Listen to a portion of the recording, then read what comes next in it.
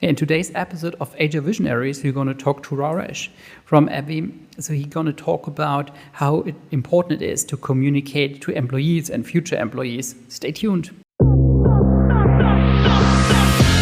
Welcome to HR Visionaries, where we unlock the secrets of modern HR. I'm Benjamin, your host. Join us as we shed light on today's HR universe with HR leaders and innovators from across the globe. Whether you're an HR pro, a business leader, or just curious about the future of work, this is your shortcut to the forefront of HR innovation. Brought to you by Hire, the AI talent attraction platform. Welcome to our new episode of HR Visionaries. I'm looking forward to my guest today, Raresh. Thanks a lot for taking the time. Thank you for inviting me. I'm happy to be here.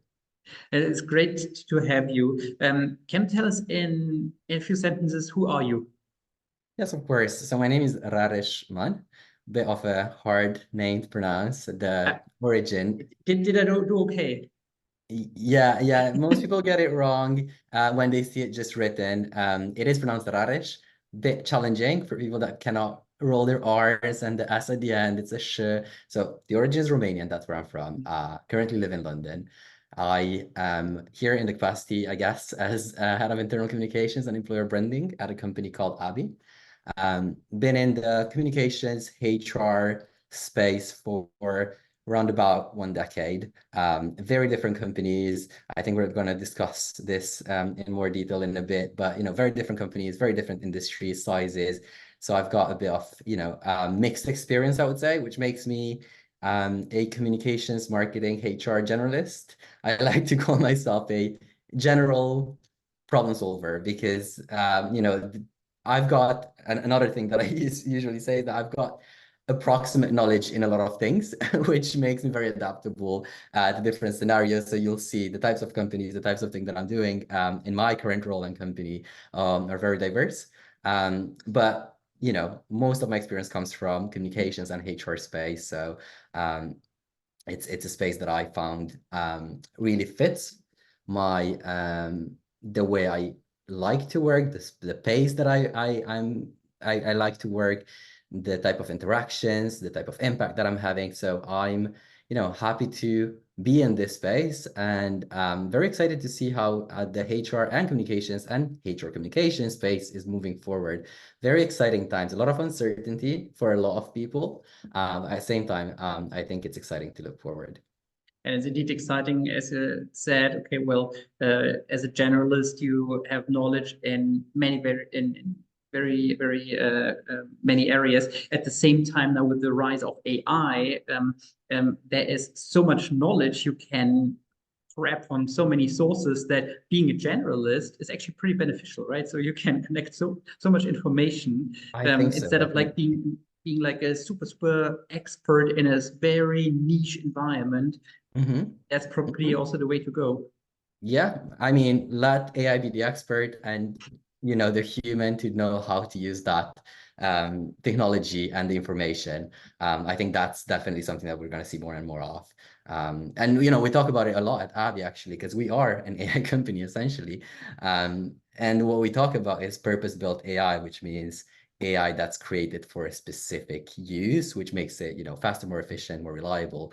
But then the people using that AI, because it's not AI replacing people, which is a big fear for a lot of folks, that AI will come and replace jobs, and everybody's going to be out of a job. I don't think that's going to happen. And it's not just me not thinking that, right? If we look at the statistics, if you look at the predictions, I think I saw somewhere there was a World Economic Forum prediction, I think, that said that AI by 2025, which is not that far off, right, is next year, will replace about 80 million jobs, but then like 90 some million jobs will be created as a result of that. So it's not people being out of work, right? HR is still well and kicking, but rather the transformation of that. And we'll see a very different type of skill set, right, as well, then that's going to be needed in the future, and that's going to be changing faster than it used to. So that's why I said exciting times for HR and technology and HR technology. Indeed, and well, what I find so incredibly interesting about the development you just described, so like, well, some tasks, maybe it's not jobs, but some tasks will disappear, will be AI will replace human beings in doing that, and on the other hand, you have people that do different tasks and probably more meaningful tasks. So given AI is probably very best in handling repetitive tasks that have to be done, that create value, however, the incremental value per tasks or per execution is probably not that high. And then, well, you can enable people to, well, liberate their mind to be more creative instead of like doing day in day out repetitive stuff. Well, do something great and yeah, liberate your mind. I do think so as well. I do think that there's a great benefit or benefit of using AI to actually enhance employee experience and satisfaction at every point in the employee journey. From onboarding all the way to the employee life cycle. So, skilling up, reskilling, I think it's going to become a hot topic. If not, it is already, but even more so. As I was saying, we're automating some tasks that were repetitive and not necessarily bringing much fulfillment to those folks. It's, the boring work that we're automating for now. So then employees would be better suited to do the work that is actually meaningful to them. But for them to do that, we do need to reskill those people, if those workers, those employees were specialists on a task that is now done with the help of either fully or partially with the help of AI technology, then how would their roles change then, where else to put those folks, and what skills they need. And I think there's, even in identifying those skills and assessing those gaps in our talent can be done with AI, right? So we can use AI to do that, then to help us create those learning curriculums to skill our employees. And then, technology is going to evolve again. So there is going to be a new need for reskilling. And I think we're going to see that more and more often. One thing that I predict the death of in many fields or professions is the idea of job for life. When you get skilled in something at 18 to 21, and then you perform that job with minor changes until you retire. I don't think I'm that's too old for this. something we'll see already. Already we see a lot of people, being reskilled later on in their careers, but we're going to see more of that because technology is not just advancing, but accelerating the pace of advancements as well. And so, every 5 years or even less, people will have to catch up and will have to be reskilled. So, you can start off in a very different place than when you retire. And we can see that already in folks that were in the technology field, but I think we're going to see that not just in tech, but across industries and more, more so and more faster as well, more accelerated way. Well, given your role is key to communicate to potential employees, to candidates at a very early stage, I'm wondering, what's your experience with regards to how the technology in the space of HR develops compared to the client experience develops? So as an example, when using, for example, Uber Eats, I can kind of rely on their recommendations because, well, they do see what I order, when I order, what are my preferences, and then they can, well, provide me with very tailored ideas on, well, how to improve my experience. Well, at many companies, the communication towards potential employees, towards candidates is a bit like, hey, we put together on a semi-annual basis some kind of a newsletter, and perhaps you want to read the entire thingy to find out what's important or what's relevant for you. So how does, in your experience, the client versus the candidate experience diverge, or does it actually move in parallel, or what's your experience there? I do think HR communications has to catch up when we compare it to consumer communications. And obviously there's reason for that. Budgets have always been higher on the consumer side because they bring in the revenue, and then HR was catching up with that. Plus, HR is a very, like many people like to see it as a very human part of the organization. So it enjoyed less of that technological advancement, maybe that consumer facing functions have. At the same time, we do see a lot of new and emerging HR technology that is being trial tested, used, implemented successfully or otherwise. I think it's a case of being cautious because as the need for these technologies was less on the HR side than the consumer side, they might be a bit underdeveloped as well. We don't have that much variety. And I was talking at the beginning about purpose-built AI, right? AI that has to is created for a specific purpose, for a specific function, so that it can be great at it. It can be safe. It can be accurate. Instead of those kind of general AI tools that we know are great for basic tasks and improving basic basic tasks in work, but they're not necessarily fit for areas where we need high accuracy. And we're looking at, for example, hiring. I was actually reading an article in Fast Company, and they were saying that they predict that in 2024 we're going to have the first fake candidate apply for the first fake job. Right. So, we can see that coming. We can see that coming with AI being implemented before companies are ready, or implementing, just riding the wave. Because there's definitely a big hype right now in AI, in the AI field. Everybody talks about AI, even if you're a company that inherently don't have anything to do with AI, AI is not part of your messaging because that's what consumers want to hear. That's what, that's what your investors want to hear. So I see that a lot in the startup space. I see that a lot with a lot of new technologies. But yeah, you were going to say something. So it would actually be super funny to fast forward to 2044 or something, and then it's like, hey, I actually went down to Bob's office to say goodbye. Given he's retiring, Bob never existed. He was just an AI who applied and worked for us.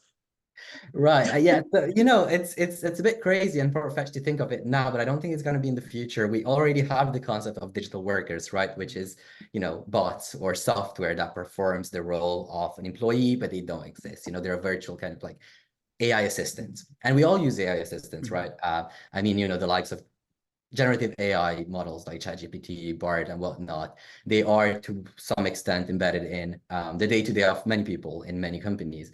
But what's the next step of that? That's the question. And how do we make sure that it's implemented in a way that it's disruptive in a good way, also regulated. I think there's a lot of questions still around regulation because technology, as always, develops faster than regulation catches up, right? So then there's a lot of, we want to do it, but is it safe? We want to do it, but are we there yet? What are the implications? And so we're going to see much more of understanding and regulating these kind of solutions. But I do feel like there's a lot of, there's a lot of use cases within HR, as I said, across the employee life cycle, from being recruited to being trained to being onboarded. I think there's a lot of processes that all HR is frustrated with. I talk to a lot of people in other companies as well, performing similar jobs or in the HR space, and there, time and again, the same things pop up as frustrating, like inefficiencies in onboarding, for example. There's a lot of manual work we're still doing, and most companies are still doing so much manual work that can be automatized, and that means that HR departments can focus on what's really needed, because how many hours of your average HR department's job is just finding documents, organizing documents, sorting things out. So all those things can be made efficient through software that employs AI and machine learning to do that. And then HR can focus on the human element of it. I don't expect AI to organize office days and company offsites and whatnot. And those are things that employees really enjoy. And also, just making the work of HR more meaningful, so they can make the work of everyone else in the company more meaningful. I think that's where it's at. That's what we're betting on. Perfect. And well, it's well pretty clear that you're very passionate about your job, what you're doing. Can you tell us a bit more about your journey into HR, into communicating with talents internally and externally? Okay, yeah, sure. And it's an odd one. It's not a straight line in any way. It's definitely a bit of a roller coaster. And so academically, my background is in marketing, specifically in fashion marketing. Never worked in fashion. I worked, most of my career has been in the not-for-profit sector and in the tech sector. So I started off in the third sector, working in marketing and communications, and management positions within an organization in the third sector that helped, really what it did, help young people land internships or volunteering projects abroad. So that's what the organization was doing. So you can see that, yeah, I was doing the marketing communications part of things for most of my time there, and I spent about 7 years there. But it was in a HR related field. We were placing talent in companies or in organizations in schools. So I did that for quite a bit of time back in Romania, then in the UK as well. Worked in their national office here in London for the UK, and it's a global company. It's a global organization with about 110 countries. And then I worked in their headquarters, leading global marketing and communications, later on PR as well, in Montreal, Canada. So I did that for a while. Third sector, lots of different projects. The experience was very diverse in many ways. I got the chance to work across the globe, really, from, as I said, Canada, UK, with a lot of engagements in the likes of India, Greece, Tunisia, Russia, all over the place. So really gave me a global perspective. Then came back to the UK, and actually went 180, I would say, from a very big organization with about, what was it, 30,000 members across the globe, leading a global function with a structure of about 40 people in just the comms side of things in the head office, in the headquarters, to a company of one. And so I came back to London, and I helped someone set up their coaching and training company. So that was a short kind of gig. So again, communications marketing, I was mainly responsible for setting that company up and setting up the brand, the communications, the first events and whatnot. But that was also in the HR space, right? It was in learning and development, executive coaching, training. And so I got a bit of a taste of that as well. Then at the same time, I've set up my own company, a branding and communications agency, that was specializing in helping early stage startups with their brand setup, content strategy, and communications. Did that for a couple of years. Then I moved into the tech space, specifically in fintech, where again, I entered marketing communications, but with a focus on HR, started doing employer branding more and more, which is something I did quite a lot in my previous role in the organization. So I moved into tech, specifically in fintech, but as I said, we have focused on HR communications, external communications as a focus. It was a unicorn, hyper growth. So again, a very different type of experience. That went on for a while. And then after that, I came to ABBYY, and I've been with the company for over about a year and a half, almost, I would say. I think so. And I started in a global employer brand manager role, so continuing the external HR communications. And then I've extended that kind of responsibility to also cover internal communications. So now I communicate to everyone everywhere, internally, externally, stakeholders that are, within the company, candidates, press media, whatnot. So it's, my job is to talk, which I'm doing right now. I'm just doing my job, I guess, as I talk a lot to very different people. But I'm currently in this role, which is a mix of a lot of things, as I said. We're not a huge HR team, so at many times we do wear a lot of hats. So besides internal and external communications, my responsibility also, extends to things like strategic planning or development, engagement. So lots of different things in the HR space. That's why I said have approximate knowledge in a lot of different things. I wouldn't call myself a specialist an expert in one specific thing, but rather, somebody that can piece the puzzle pieces together in a lot of different things. And I think as a communicator, you do need that, because you kind of need to know everything that's going on in the company to be able to communicate internally and lead that. And then also externally to understand your company in and out, and then the market as well, and the wider kind of context in which the company operates. So yeah, that's a bit about my journey. I'm not sure if I mentioned everything, but I can talk about this forever. And as much as I like talking about myself, I know it's not a good practice. Well, it's super interesting to hear. One question I had was, given, well, nowadays there are so many tech companies out there. It's, well, sometimes from the outside hard to distinguish between one and the other. And how do you communicate exactly this? How do you communicate exactly things like, hey, we are different to the other companies, and what are the messages that need to be told? Well, I like to say that if we're talking about an employer brand side of things, but also internal communication we can extrapolate it to internal communications. What I always like to say is that your message needs to be attractive and accurate, right? So that's the same with, for example, an employer value proposition, the way you're communicating the value that your company can bring to someone if they choose to work for that company. So it obviously needs to be accurate. So you need to understand what your company does, how it does it, how are we better than others, where do we play, and how do we win? But then also, what is the employee experience? What do they like? What do they not like? Why would they choose this company? Why do they stay in the company? What are the top things that they value at the company? What would they rather change?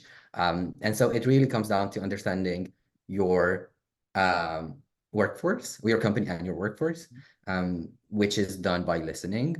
As I said, I like to talk a lot, but also my job is also to listen more than anything. And so, listening and understanding the employee experience. And there's a lot of avenues to do that. EVP research is done in many ways. There's no one way to do it. I like to get as much information and data as possible. So then my assumptions can be more than, they can be validated, and I can be sure that this is accurate, as I said, and then turn that, accurate information into attractive messaging. And then, of course, you activate that messaging on the channels that make sense. You meet your audience where your audience is, or you get your audience to come to you. So either of the two, there's, again, a million ways to do EVP, to activate your EVP. And it just needs to be the one that makes sense for you and supports the goals that your company has at that moment and in the future. How do you think this will develop going forward, given, well, there may be many more large tech companies going forward, from the outside, even harder to distinguish, for people, for experts in their field, also difficult to decide what is actually the employer I should work for, that suits me well. So what do you think is the trend going forward? Well, I don't think it's necessarily a trend going forward. I think it's still the same approach that is working right now and was working in the past, is making sure that, you attract the talent that wants to be in your company. So it's not about making yourself attractive to everyone, because you don't want everyone in your company, right? You want a specific, of course, you want a specific skill set. You want specific people to join your company that makes sense for your company to join at that right time. So that's why you need to be, to make sure that you're not telling the same story that everybody's telling, that you really base your messaging on your strengths, and you attract the people that want to join you because of those strengths that you can deliver on, right? So for us at Abby, how we differentiate ourselves from so many AI companies right now. And as I said, even if you're not an AI company, you talk as if you're an AI company right now. And I think the difference, I can see a big difference with us. We've been in the AI space, we say, before it was cool, before people knew what AI is, right? We've been at the forefront of technology. We were not necessarily calling it AI back then, maybe, but since 1989, which is a lot of time, right? I stumbled upon a job ad actually from a newspaper. It was a cutout job ad from a newspaper from 2002 when we were announcing a new position to join our company in a newspaper, in a physical newspaper. And sorry, I remember back then AI or being in computer games, was still pretty basic, right? I know, but what I wanted to get to is that our message was join something around the lines of join an innovative artificial intelligence company in 2002, right? So do you still have that? Sorry, I have a picture of it. Yes, I have a picture of it. Lovely. It's clear to us that we've got a huge advantage in our experience, and that experience comes with a lot of validation and trust. So when we say that we've been in the AI space for long, that doesn't just mean that we have operated in this space, but rather that we've gained experience, trust, and recognition. There's hundreds of technology patents that our colleagues have or brought to the company. So there's a lot of innovation that came out of our company, and that's not necessarily the case in most companies, that would use a similar messaging. We've got the trust of huge clients, a lot of clients as well. So there's that, brand trust that also attracts a certain type of person.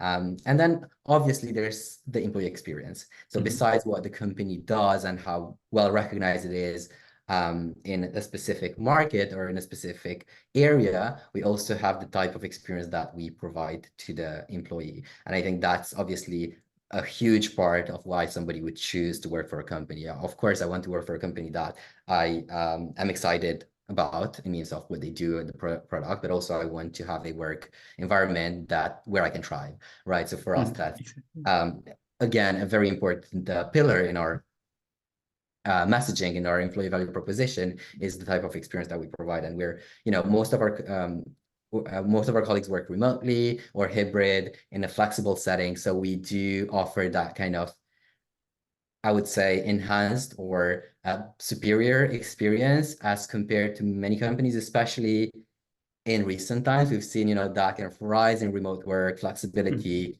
and then kind of like it plateaued somewhere in 2021. And then since then, we've been seeing more and more mandates back into the office, less trust in the employee.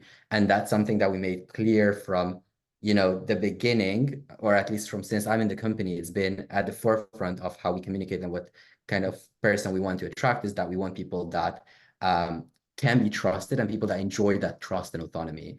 And that's backed by the data as well. In my employee value proposition creation survey, which I'll come back in a second, but just a parenthesis, I think it's something that you should refresh, if not yearly, at least every 2 years, because it changes. So we've done a refresh last year, and most of our workforce talked about how they enjoy and how they find benefit, or why they love the kind of trust, autonomy, and flexibility that they receive. So those are super important pillars of how we communicate the employee experience at our company, because it's what our employees value and what we offer, really. So it's accurate, but also very attractive. So that's how we kind of, we married those two together. Awesome. Boris, thank you so much for your time. It was super interesting listening to your approach, sharing your experience in communicating. Great, thanks.